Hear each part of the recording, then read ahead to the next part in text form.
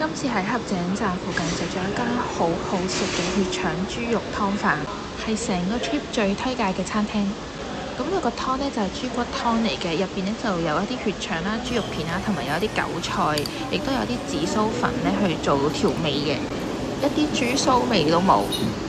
而呢一個蕎麥麵呢，係成餐飯嘅重中之重，佢好香嘅芝麻油味，而且個麵呢麵質好煙韌，真係好好食。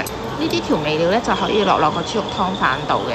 我係絕對會為咗呢一個蕎麥麵而再過嚟呢度食嘅。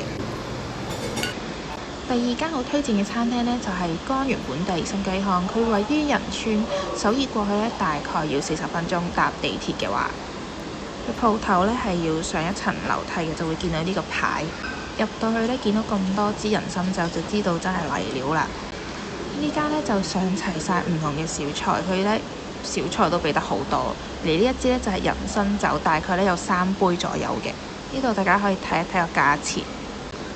佢個人參湯呢，其實我覺得係一個燉得啲米呢爛晒嘅粥啦，跟住個雞呢都煮到好腍，一攪開呢已經變咗做相入邊嘅呢一種狀態。整體嚟講都好推薦大家去食。我哋行完街啦，喺弘大行街個個都識，所以冇影。依家呢就買嘢食，想食呢間蛋卷同埋想食糖餅。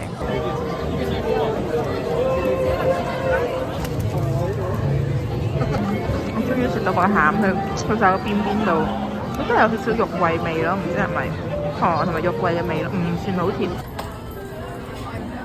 到咗啦，呢個話係불고기 김밥。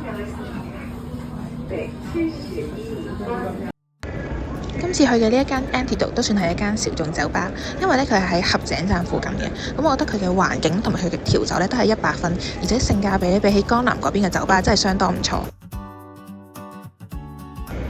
到咗呢度之後咧，要上2樓先係我哋要去嘅酒吧。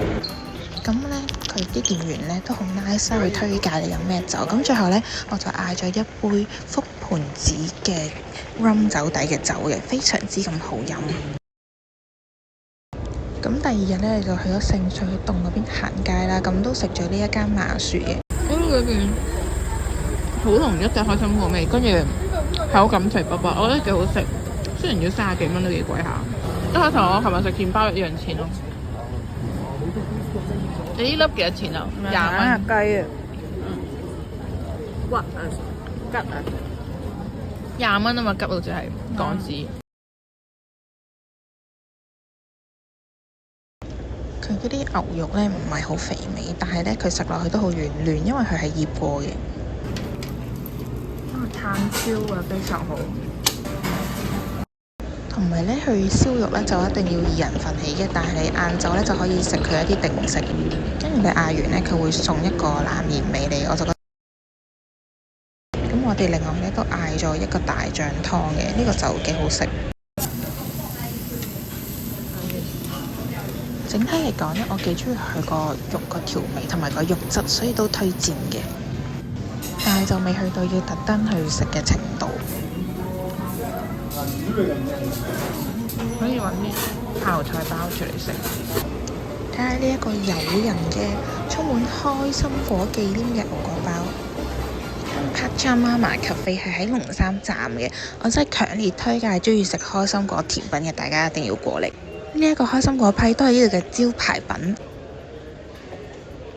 除咗個牛角包呢，我都嗌咗嗰排好 hit 嘅維也納咖啡，咁佢就係呢好香咖啡豆味嘅 latte 上面再加啲 cream。個人係覺得有少少甜，但係整體嚟講都好好飲。咁另外我都買咗個鹽包外賣翻香港，係18蚊港紙到嘅，翻到去叮翻熱食呢都好好食。如果大家搭地鐵嚟呢，可以行呢個3個地嘅1號出口去呢個 Pachamama Cafe。如果中意條片可以 like and subscribe 支持下 ，thank you。